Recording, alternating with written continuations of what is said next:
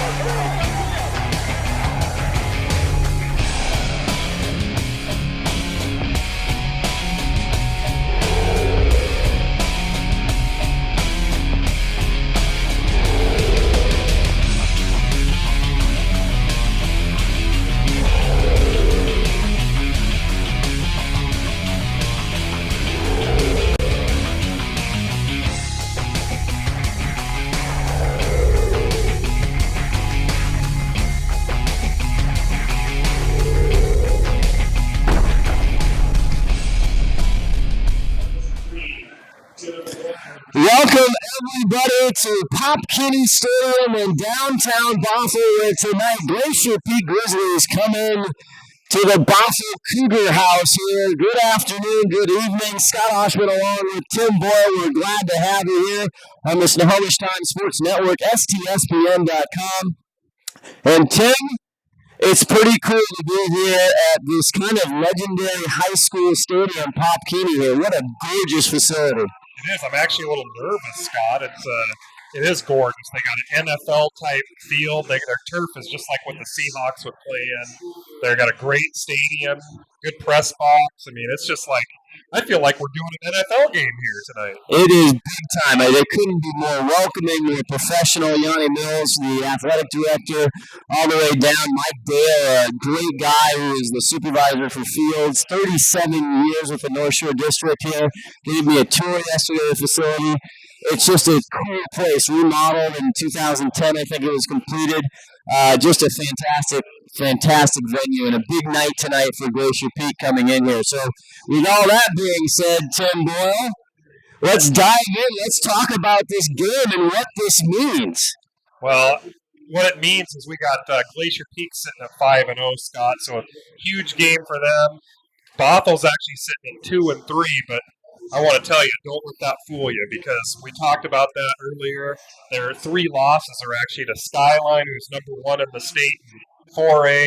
You got the Bellevue loss, who's number 1 in the state in 3A and like number 4 in the country, something of that nature. Then they lost to Capital, who's really the number 1 2A team. So their 3 losses are all the number 1 teams in the state. We were joking with the coaches and the Bothell coaches about their RPI. It should be off the charts. It would be if they had one. They probably literally have the toughest schedule in the state. There's no doubt. And then they got those 3 losses. Then they got to play Glacier Peak, who's ranked number 5 in the state. And now let's get into Glacier Peak. Had a great conversation. We talked about this is really in the 5 years of the existence of Glacier Peak.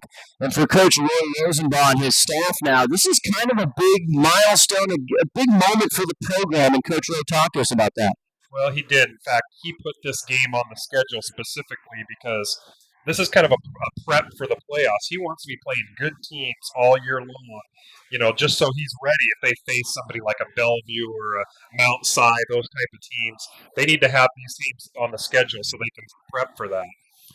Well, it's a big deal. We talked about the athletes. It's, first of all, Glacier Peak 5-0 coming in.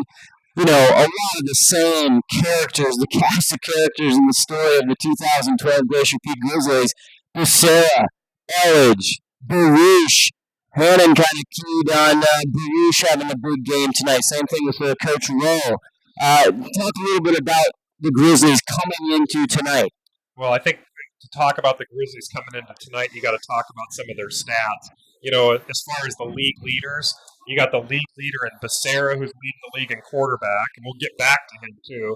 Could we please, because we want to get a big comparison against the guy who's getting all the pub in the country, in the state, and the city. We're going to circle back to him in just a second. All right, I can't wait. And then you got Elledge, who's leading the league in receiving. He's got like 9 touchdowns.